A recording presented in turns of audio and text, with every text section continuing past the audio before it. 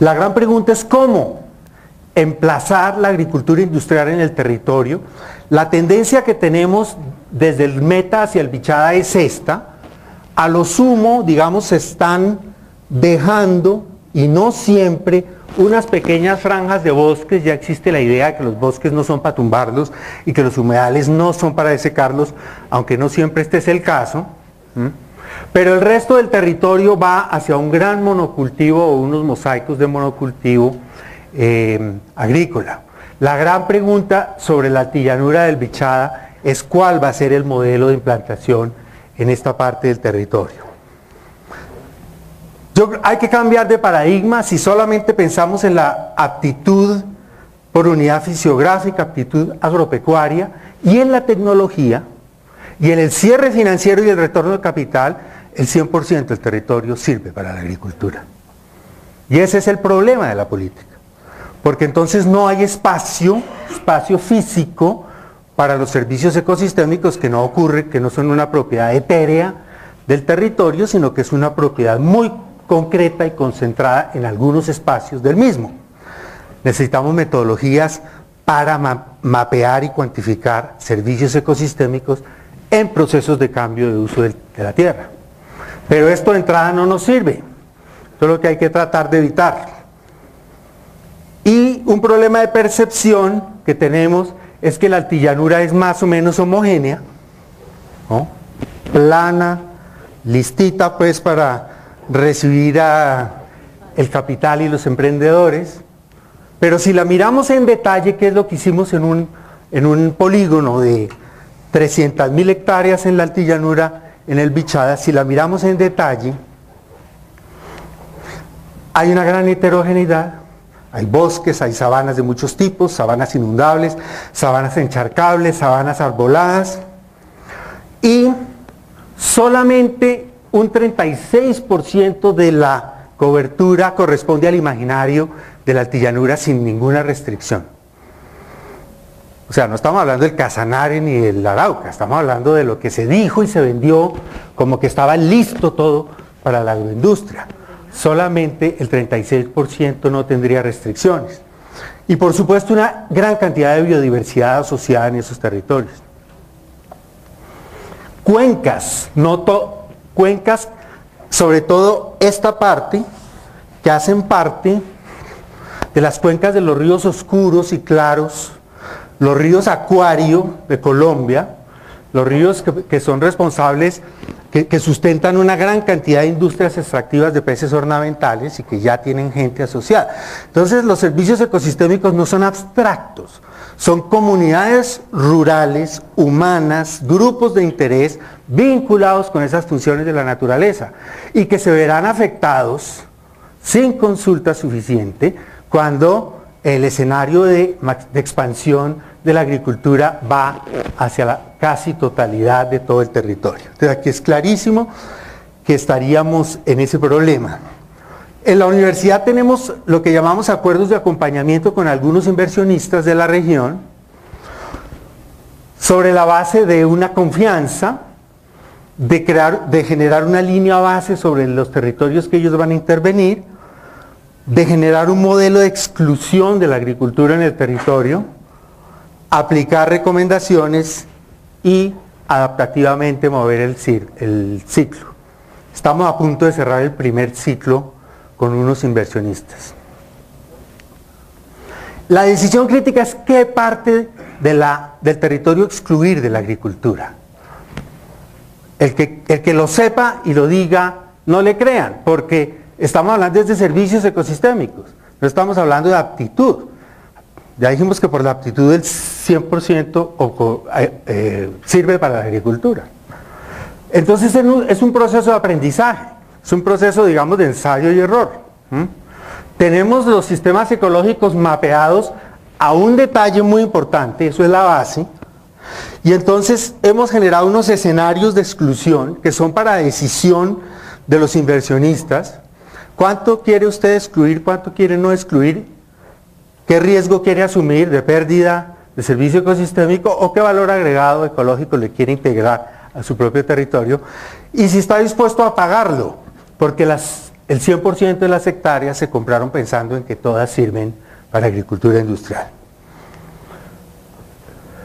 Acudimos al concepto del diseño en el paisaje, es la conservación apoyando un proceso de desarrollo, pero la conservación donde la idea es acompañar y dirigir un proceso de cambio, no la conservación como evitar un cambio, sino acompañar y dirigir un proceso de cambio que tiene una gran cantidad de oportunidad para la legitimidad misma del conocimiento y de la ciencia, para la inserción del científico en el mundo real, para la innovación en el conocimiento, etcétera, etcétera. Entonces estamos trabajando en el diseño del paisaje y generamos una serie de escenarios que les digo, están descritos en el documento y justificados en el documento en detalle, pero la idea general aquí es que en la medida en que asumimos un escenario y vamos al otro, vamos manejando o controlando mejor los riesgos, que en un principio son puramente legales, ¿no? La ley dice conserve el bosque y unos cuantos metros, ambientales en el sentido de contaminación y flujos que pueda haber de una agricultura industrial hacia las aguas, ecológicos en el sentido que no sabemos cómo estamos cambiando procesos ya del ecosistema, hacia lo que sería sociales, reputación, valor, identidad del negocio, variabilidad climática y el clima cambiante. Entonces, hay una gradación, digamos, de ese riesgo que está correlacionada con un valor ecológico agregado a esos territorios y que lo hemos puesto de esta forma esquemática para ayudar a tomar la decisión, es decir, para poder mirar el paisaje, el territorio a través de ese lente, de los tres escenarios. Y evidentemente aquí sí sale a la vista que la altillanura pues sí tiene mucha tierra disponible, de nuevo, no por aptitud, sino por prudencia en el manejo de los servicios ecosistémicos, pero sí tiene pero los escenarios más restrictivos o de más riesgo ocupan una parte importante del territorio. Entonces, claro, eso causa conmoción cuando lo que se compró fue tierra apta para la agricultura. Y ahí está la tierra disponible en los tres escenarios. En el legal, 2 minutos. En el de exclusión legal 75% sirve, etcétera, etcétera. Bueno, 2 minutos. ¿Cómo vamos a controlar la incertidumbre? El sistema de monitoreo está instalado, es la misma biodiversidad, las especies no están al azar en los ecosistemas, están enganchadas con los ciclos, con la base productiva, con los hábitats. Entonces estamos diseñando un sistema de monitoreo de alertas tempranas basados en dos hipótesis de cambio en la biodiversidad: el cambio sistemático predecible según la transformación de los ecosistemas y el cambio súbito o incontrolado según procesos que desconocemos. Básicamente se trata de construir un equilibrio ecológico-económico en estas tierras.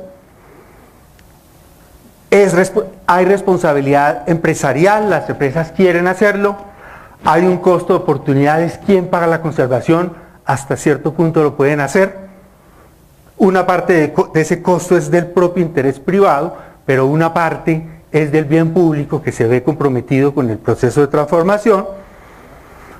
Estamos proponiendo que estos negocios en la altillanura que cumplan estos requisitos cambien su identidad y se conviertan y suscriban explícitamente acciones en apoyo a la creación y gestión de áreas protegidas, reservas privadas, las iniciativas de negocios y biodiversidad, el sistema de monitoreo como parte de su sistema de gestión, la gerencia de la legitimidad, que suscriban algunos acuerdos de conservación de escalas superiores que tienen que ver con estos territorios, que vayan mirando hacia el futuro la certificación y la legitimidad, las preferencias de mercado de algunos consumidores futuros de estos granos y de esta etanol y de todos estos productos que se van a producir. Y la gran pregunta de la política, hay varias, es: ¿hay pérdida de biodiversidad asociada con la agroindustria? Sí la hay, por supuesto.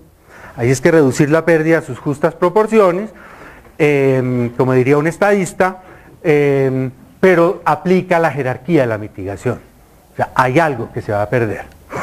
Recomendaciones: 10 decisiones que causarían diferencia sería que la política sea realmente integral, pero integral con todos los fierros, no simplemente esperar que el crecimiento genere bienestar.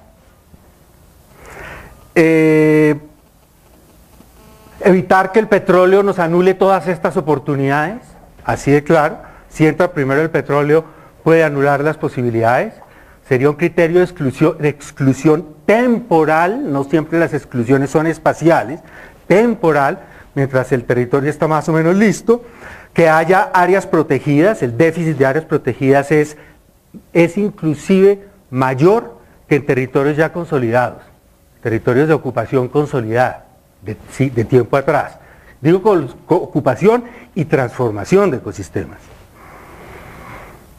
Acuerdos de gestión con emprendedores privados, gestión de conocimiento. Estos son procesos intensos en gestión de conocimiento y ahí es donde fallamos. No hay memoria, no hay capacidad, no hay manera de darle continuidad a esto. Los inversores llegan muy orgullosos del paquete tecnológico que tienen de agronomía y inmediatamente tienen que entender que hay que construir un nuevo paquete tecnológico de agronomía, pero de agronomía y gestión de territorio y paisajes, que también puede ser tecnología. El problema de los incentivos para la conservación privada, la valoración de otras actividades que ya existen. La ganadería de baja densidad es una ganadería que no será una locomotora del crecimiento económico, pero sí hasta hoy podría ser una figura de adaptación al territorio. Los asentamientos humanos asociados con la agroindustria, que también deben ser parte integral de la política.